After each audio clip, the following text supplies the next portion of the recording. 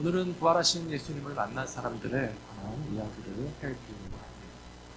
부활주의는 지난 주였지만 예수님의 부활은 끝난 게 아닙니다. 잊혀지는 것입니다. 1년에 한 번 있었으니까 이제 딴 생각해도 된다는 거죠. 유대인들은 안식일을 토요일에 지켰습니다. 그리고 지금도 안식일을 토요일로 율법적으로 따지고 지키는 분들이 물론 있는데요. 대부분의 크리스찬들은 썬데이의 예배를 드리고 일요일에 예배를 드리시는 이유에 대해서 생각해 보셨습니까? 회사에서 일요일을 쉬라고 그러니까 오늘보다 더 교회 가기 좋은 날이 있나요? 비즈니스 직장들 많이 쉬는 날이 일요일이니까 일요일에 교회 가기 딱 좋네요. 그래서 우리가 일요일날 예배 드리는 게 아닙니다. 우리는 일요일을 주일이라고 부릅니다.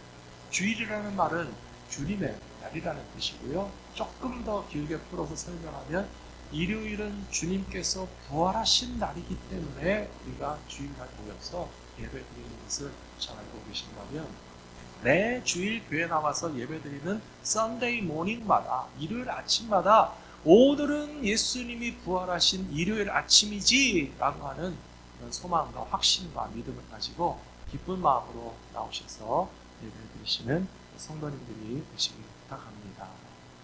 예수님의 부활하심을 목격하고 경험한 사람들이 많이 있는데요.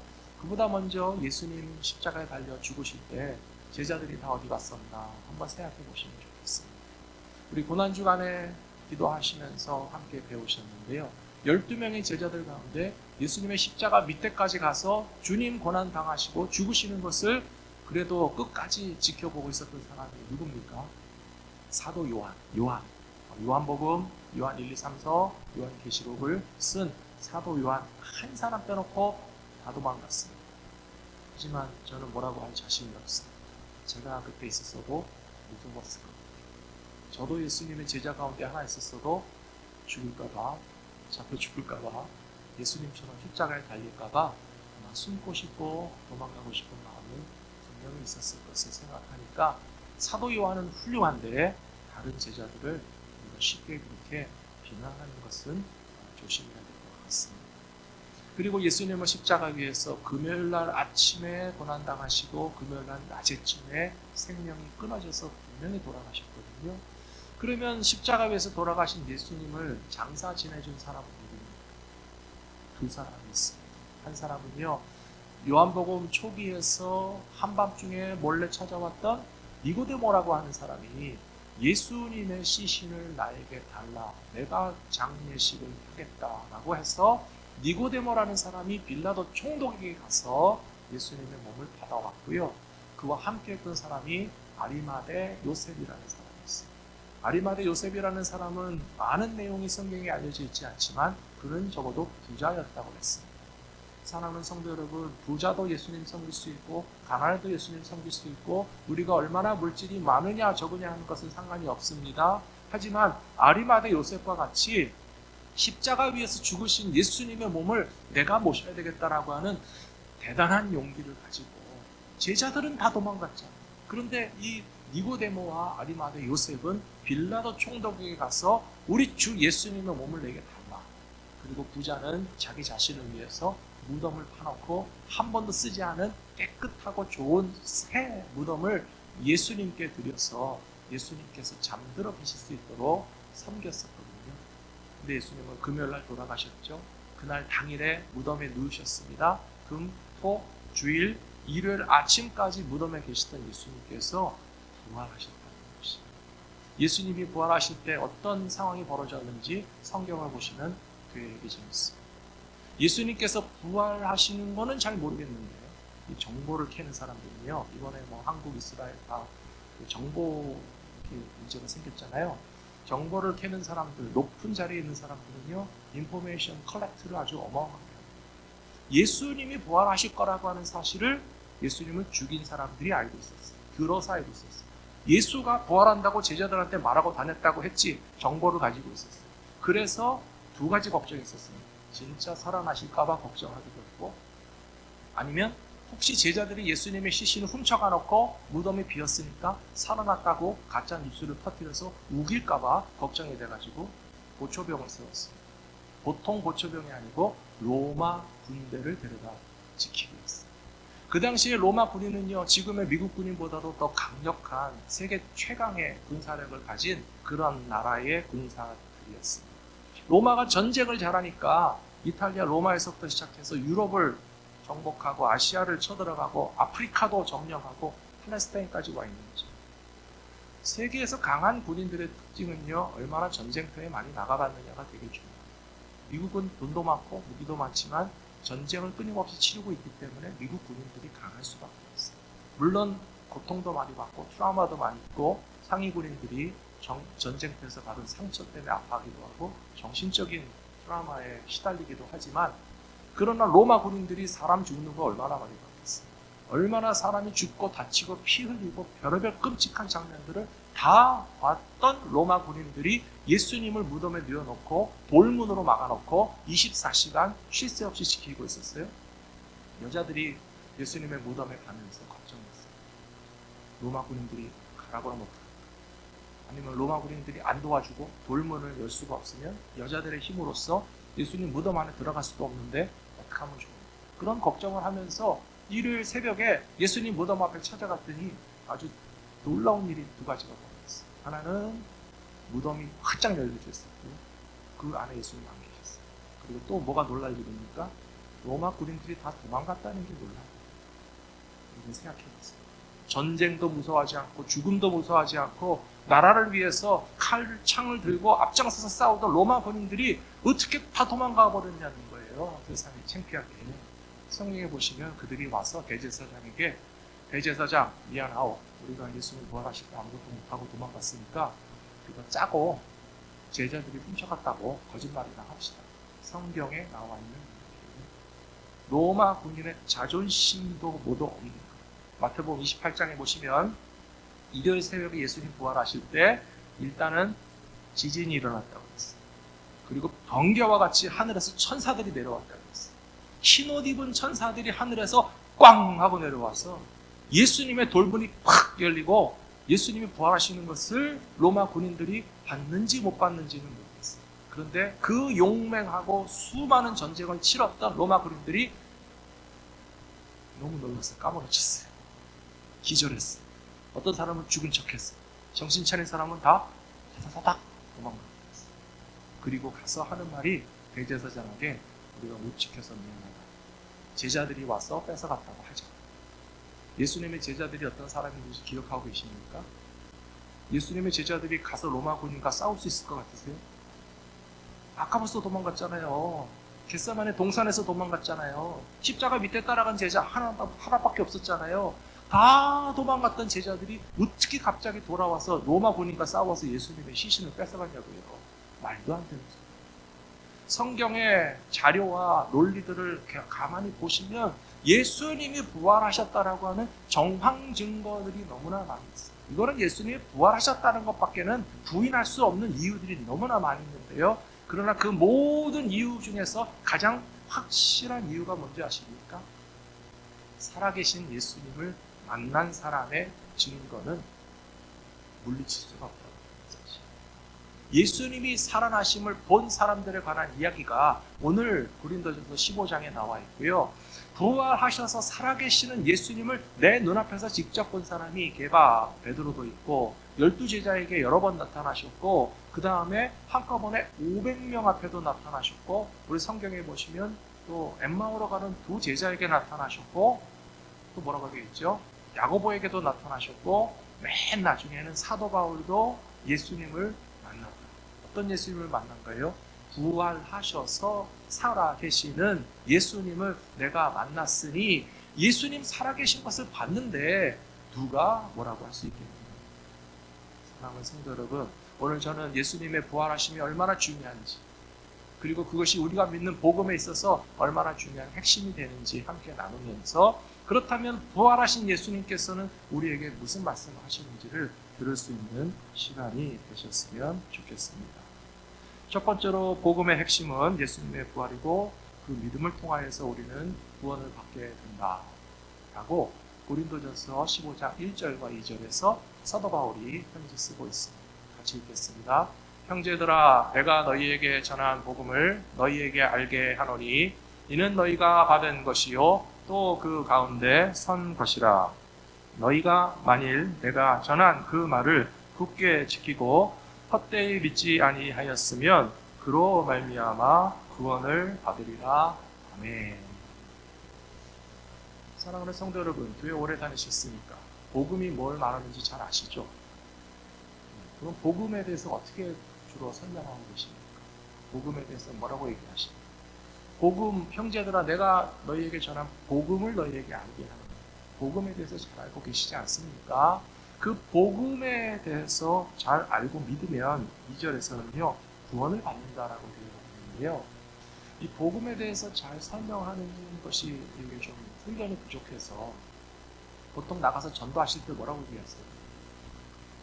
예수 믿으세요 하시죠. 그 정도만 하면 잘 하십니다. 어떤 사람들은 전도하라고 하시면요, 우리 교회 한번 가볼래? 그런 정도 하시더라고요. 우리 교회 한번 가보실래요? 그게 전도는 아니에요.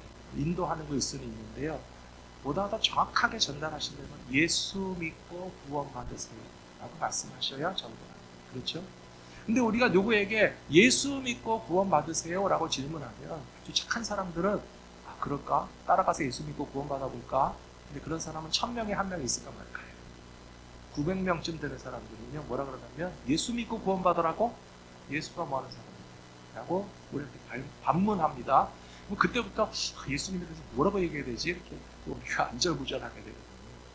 마태복음 16장 16절에서 베드로가 뭐라고 했어요? 예수님에게 주님은 그리스도시고 살아계신 하나님의 아들입니다 라고 대답했어요. 우리도 그렇게 대답하십니다. 예수 믿고 구원받으라고? 예수라는 분이 뭐 하시는 분인데? 그럼 베드로가 했던 말을 탁 생각나서 대답하시면 돼요. 아, 예수님은 주님이시고 그리스도시고 살아계시는 하나님의 아들이셔. 그렇게 설명하시면 되거든요. 그러면 그렇게만 믿고 또 순순히 따라와서 예수 믿고 구원받으면 얼마나 좋겠습니까? 근데 또 안 믿고 합자 하는 사람들은요 자꾸 반박을 합니다. 예수가 주님이시고 그리스도시고 하나님의 아들이시라는 것을 당신이 증명할 수 있어? 그렇게 나옵니다. 그러면 나는 믿기는 하겠는데 증명은 어떻게 될지 모르겠다. 그런 생각을 하시고, 그래서 오늘 말씀이 중요해요. 예수님이 부활하신 것이 왜 복음의 핵심이 되나 하면요, 예수님이 주님이신 것을 증명하는 것은 죽었다가 살아나신 분은 예수님밖에 없기 때문이고, 예수님이 그리스도시라는 사실, 하나님의 아들이시라는 사실이 증명될 수 있는 것은 죽었다가 살아나셔서 지금도 살아계시는 분은 오직 예수님 한 분밖에 없기 때문에, 예수님의 부활이 확실하다면 예수님은 주님이 되시고 그리스도가 되시고 하나님의 아들이 되신다는 사실을 증명하고도 남음이 있다는 사실을 여러분들 잘 아시죠. 우리는 신앙생활도 굉장히 논리적으로 하실 필요가 있고요, 때로는 과학적으로 하실 필요가 있어요. 그래서 물론 과학으로만 말하면 죽은 사람이 살아나는 게 가능합니까? 다 그렇게 얘기하실 거예요. 우리가 그 경험했는데요, 그렇죠. 보통 사람들은 죽었다가 살아나는 게 불가능합니다. 하지만 하나님의 아들이신 분이기 때문에 죽었다가 살아나시는 아주 특별한 단 한 번의 케이스가 성립한다 할지라도 그것이 바로 오히려 예수님이 하나님의 아들이시라는 것을 증명할 수 있는 좋은 근거가 된다. 무슨 말인지 이해되세요? 이 사람도 죽었다 살고 저 사람도 죽었다 살고 아무나 다 죽었다 사는 것 같으면 예수님의 부활이 특별하지가 않다는 거예요. 하지만 모든 사람들은 다 죽으면 끝입니다. 하지만 예수님만큼은 죽으셨다가 살아나셔서 지금도 살아계시는 그 유일한 부활의 첫 열매로서 가장 확실한 케이스가 되기 때문에 이것만큼은 과학적으로 설명이 안 되고 우리의 경험을 통해서 이해가 되지 않지만, 하나님이신 분께서, 생명의 주인 되시는 하나님께서 그 아들을 보내셨다가 죽었으나 살려내신 것이 확실하다면 그것은 우리가 믿음으로 고백할 만한 귀한 복음의 내용이 된다라고 하는 사실을 기억하시면서 누구에겐가 전도하실 때 제가 오늘 설명드린 거요, 예수 믿고 구원 받으세요. 예수님이 어떤 분이시라고요? 그리스도시고 살아계신 하나님의 아들이시라고요? 그건 당신의 주장이나 생각이 아닙니까? 의견이 아닙니까? 아니에요. 우리는 증명할 수 있어요. 이 인류 역사상 죽었다가 부활하신 분은 오직 예수님밖에 없어요. 예수님의 부활이 확실하다면 그것은 예수님이 하나님의 아들이시라는 사실이 증명되는 거기 때문에 그 예수님을 믿으시고 당신도 구원받지 않으시겠습니까? 라고 당당하게 초대하실 수 있는 우리 성도님들이 되시길 부탁합니다. 로마서 1장에 보시면 사도 바울이 이렇게 고백하고 있습니다. 내가 복음을 부끄러워하지 아니하느니 이 복음은 모든 믿는 자에게 구원을 주시는 하나님의 능력이 됩니다. 먼저는 유대인에게요, 그리고 헬라인에게로다 라고 말했습니다. 우리가 복음을 부끄러워할 필요가 없습니다. 여러분 혹시 지하철에서 볼펜 장사해 보셨습니까? 지하철에서 볼펜을 파는데 이 1불짜리 볼펜 하나가 창피하고 품질이 안 좋으면 파는 사람도 창피해서 못 팔 거예요. 자신이 없을 거예요. 볼펜 사세요 라고 하는 말이 안 나갈 거예요. 그렇지 않습니까? 근데 이 볼펜이 되게 좋은 볼펜이거든요. 반짝거리지 않아요. 금으로 반짝거리죠. 이 좋은 볼펜을 단 1분에 여러분들에게 드리겠습니다. 제가 이 볼펜을 부끄러워하지 않으면요, 거저 드리는 거나 상관없어요. 1불이 아니라 100불 주고 사셔야 되죠. 복음의 가치와 볼펜의 가치가 비교할 수 있겠습니다. 사랑하는 성도 여러분, 사도 바울은 예수님이 주님이 되시고 죽었다가 다시 살아나서 부활하신 하나님의 아들이시라고 하는 이 복음에 대해서 부끄러워하는 것이 아니라 당당하게 생각했고요. 어마어마한 가치를 가진 너무나 좋은 복음의 기쁜 소식을 누구에게든지 당당하게 말할 수 있는데, 왜냐하면 이 복음을 믿는 모든 사람들에게 구원을 주시는 하나님의 능력이 되는 것입니다. 유대인도 예수 믿으면 구원받고 헬라인도 예수 믿으면 구원받는데, 누구든지 예수를 믿고 구원받을 수 있는 이 복음에 대해서 나는 부끄러워하는 것이 아니라 당당하게 전하면서 살아가고 있다라고 고백하는 것처럼 예수님의 부활을 확실히 믿으시고 복음의 증인까지 되실 수 있는 우리 성도님들 되시기를 부탁합니다. 두 번째로 예수님의 부활하심을 직접 목격한 사람들은 이와 같이 복음 전파의 사명자들이 되었다는 사실입니다. 부활하신 예수님을 만난 사람들이 많다고 말씀드렸고요. 성경에 오늘 나와 있습니다. 15장 5절을 보시면 게바에게 보이시고 12제자에게와 500여 형제에게 보이셨나니 그 중에 대다수는 살아있고 어떤 사람들은 잠들었지만 그 후에 야고보에게도 보이셨고 맨 나중에 만삭되지 못하여 난 자 같은 사도 바울에게까지도 예수님은 만나주십니다. 그렇게 얘기하고 있습니다. 여러분들 혹시 도둑 잡아보신 적 있으세요? 도둑을 딱 잡아서 당신 도둑질 했지? 그러면 뭐라 그래요? 안 했는데요. 잡아 뛰잖아요. 근데 그 도둑을 잡고 나서 한 사람 본 사람이 있는데, 그러면 약간 움찔하다가 한 사람이 본 거 어떻게 믿습니까? 나 도둑질 안 했어. 잡아 뛴단 말이에요. 그러면 두 사람이 봤다 그러면 뭐라고 그랬어요? 두 사람이나 봤으면 뻔뻔한 도둑은요, 그 두 사람이 짰겠지. 얼마나 요즘 시대가 만만치 않은 시대죠. 그러면 두 사람이 짠 게 아니라 세 사람의 다른 사람이 봐서 당신이 도둑질하는 거 봤다. 그러면 그때부터 좀 자신이 없어져야 착한 도둑인데요. 어떤 도둑은 끝까지 잡아떼니다. 그러면 우리가 탁 잡은 도둑놈이라고 해서 죄송합니다.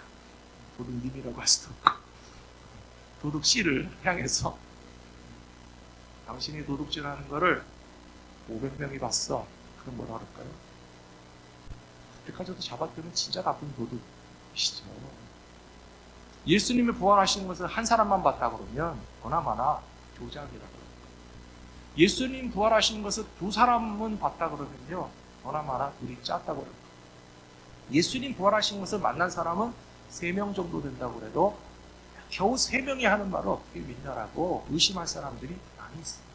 근데 오늘 성경에 보니까 예수님이 부활하신 것을 본 사람 몇 명이라고요? 몇 명이라고요? 500명이 넘는다고요. 500명이 넘는 사람들이 부활하신 예수님을 봤기 때문에 예수님은 살아 계신다라고 하는데 왜 부활을 못 믿겠다고 그러지?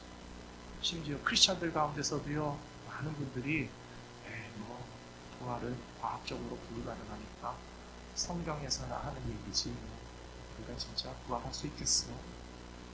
그런 생각을 조금이라도 하고 계신다면 아직 기독교 핵심의 신앙을 배우지 못하십니다. 사랑하는 성도 여러분, 저는 확실히 믿습니다. 예수님 부활하신 것을 믿습니다. 예수님의 부활과 같은 부활에 저도 동참하게 될 것을 믿습니다. 예수님이 부활하신 것은 너무나 확실하고 과학적이며 적절이라는 말은 좀 어렵지만 명백하게 팩트라는 것이죠. 그것은 명백한 사실이라는 사실을 믿을 때에 예수님의 부활에 우리 모두가 동참하고 그것이 바로 복음을 믿어서 구원에 이르게 되는 도리라고 하는 사실을 잊지 말고 기억하실 수 있는 모든 성도님들이 되시기를 부탁합니다. 사도행전 3장 15절에 보시면 그래서 예수님의 제자들이 다 하는 말이 생명의 주를 너희가 죽였더라. 그러나 하나님께서 예수를 죽은 자 가운데서 다시 살리셨으니 우리가 이 일의 증인이다 라고 말하고 있어요.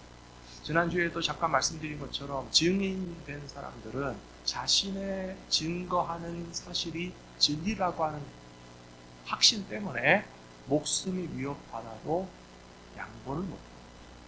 예수님이 살아나셨다라고 하는 사실은 팩트이고 확신 가운데 아는 사실이기 때문에 그것을 결코 양보할 수 없어서 순교하게 이르는 때까지 하는 경우도 많이 있지만 그러나 예수님의 제자들이 순교한 것은요, 그것이 바로 부활의 확실한 증거가 됩니다. 제가 여러 번 말씀드렸잖아요. 겁 많고 도망가던 베드로가 어떻게 갑자기 그렇게 목숨을 바치게 됐습니까? 예수님이 부활하신 것이 확실하기 때문에. 도마가 그렇게 겁이 많아서 의심하고 예수님 만져봐도 믿을까 말까 하라고 하다가 예수님 만져보고 믿었잖아요. 그리고 도마는 인도 남부에 가서 복음 전하다 순교했어요.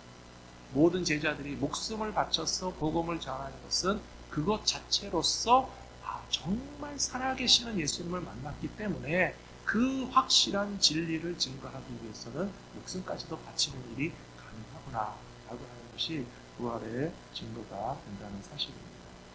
근데 보통 크리스찬들에게 우리가 전도하시라고 하면요, 겁을 내는 이유가 두 가지 있는 거예요. 첫 번째는 아까 말씀드린 것처럼 전도합시다 그러면 뭐라고 말을 해야 될지 몰라서 우리 교회 한번 가보시면 거기밖에 말을 못하니까 전도하는 게 힘드시더라고요. 두 번째는요, 이렇게 복음을 증거하는 증인이 됐다가는 순교하는 일이 많다 보니까 아마 대놓고 말을 안 해도 마음속 깊은 곳에 그게 있을 거예요. 나도 전도하다가 죽을라. 나도 선교사 됐다가 순교한다. 나도 복음 전하다가 목숨 달라고 그럴까봐 겁나는 있기 때문에 전도 못 하시는 분들이 혹시 계시다면 오늘 말씀을 쭉 보시면요, 부활의 증인, 복음의 증인에게는 기쁨과 감사가 넘치는 것이 있습니다. 세 번째로 하나님의 은혜를 깨닫고 살아가는 인생은 감사와 기쁨이 항상 충만하기 때문에 그것을 위해서 부활의 증인, 복음의 증인이 되어주시기를 부탁드리겠습니다. 고린도전서 15장 10절에 보시면 같이 읽어보실까요? 그러나 내가 나 된 것은 하나님의 은혜로 된 것이니 내게 주신 그의 은혜가 헛되지 아니하여 내가 모든 사도보다 더 많이 수고하였으나 내가 한 것이 아니요 오직 나와 함께 하신 하나님의 은혜로라. 아멘. 사도 바울은 내가 나 된 것은 하나님의 은혜라고 그렇게 고백하고 있습니다. 사도 바울이 복음을 증거하고 부활의 증인이 될 수 있는 자격이 조금 더 없다고 생각하는데 어떻게 나 같은 죄인에게도 이런 특권을 주셨을까라고 생각하니까 내가 고생도 많이 하고 수고도 많이 했지만 그러나 내가 잘난 것 하나도 없고 내세울 것 하나도 없고 오직 나와 함께 하신 하나님의 은혜라고 고백하고 있습니다. 사실 사도 바울이 그런 말도 했었죠. 죄가 더한 곳에 은혜로 더하다. 그런 말씀 들어보셨죠? 이런 말을 하면요, 가끔 저에게 그런 질문하시는 분들이 있어요. 그래요 목사님? 죄가 더해야 은혜가 큽니까? 저는 그동안 죄를 많이 안 져서 은혜를 좀 많이 받으려고 하니까 가서 좀 죄를 더 짓고 오겠습니다. 그런 분들이 꼭 있어요. 그래서 솔직히 해보셨죠? 안 해보셨나요? 착하신 분들이. 죄가 더한 곳에 은혜가 더하다는 말을 어떻게 해석하셔야 되냐면요, 내 죄가 얼마나 큰지를 깨달으면 깨달을수록 나 같은 죄인까지 용서하신 하나님의 은혜가 더 크게 느껴졌다. 그런데 자신의 허물과 죄악에 대해서 별로 카운트하지 않는 사람들은 제가 앞에 말씀드린 것처럼 나는 착하게 살았고 양심적으로 살았고 신앙적으로 살았고 남에게 해를 끼치거나 손해를 준 나쁜 일을 한 적이 없는데 그러면 죄도 별로 없으니까 은혜를 받으려면 나에게 죄가 더 필요한가라고 하는 이상한 논리로 빠질 수 있다는 뜻입니다. 사도 바울이 율법적으로는 완벽한 삶을 살려고 노력했지만 주님의 십자가와 하나님의 은혜를 경험하고 보니 나는 죄인 중에 괴수. 내 죄가 제일 크다. 내가 정말 하나님 앞에 가장 악한 존재로구나. 자기의 죄가 너무 크게 느껴지니까 그래서 할 수 있는 말이 죄가 더한 곳에 은혜가 크다라고 하는 말을 할 수 있는 것입니다. 그뿐만 아니라 하나님께서는 사도 바울과 같은 죄를 용서해 주셨을 뿐만 아니라 복음을 증거할 수 있는 특권까지 맡겨주셨으니까 얼마나 기쁜 마음으로 부활의 지금을 기억했습니다. 예수님의 부활의 기쁨 지난주일에 함께 나누셨는데요. 그 기쁨과 감사가 지금도 변함이 없으시죠? 예수님 부활하신 것이 여전히 기쁘시고 힘이 되시고 능력이 되십니까? 예수님은 죽은 것에 이기셨기 때문에 죽음이 두렵지 않습니다. 예수님은 나의 힘이시고 주 안에 있는 나에게 아무 근심 없다는 사실을 기억하시면서 예배하시는 시간 되시면 좋겠습니다.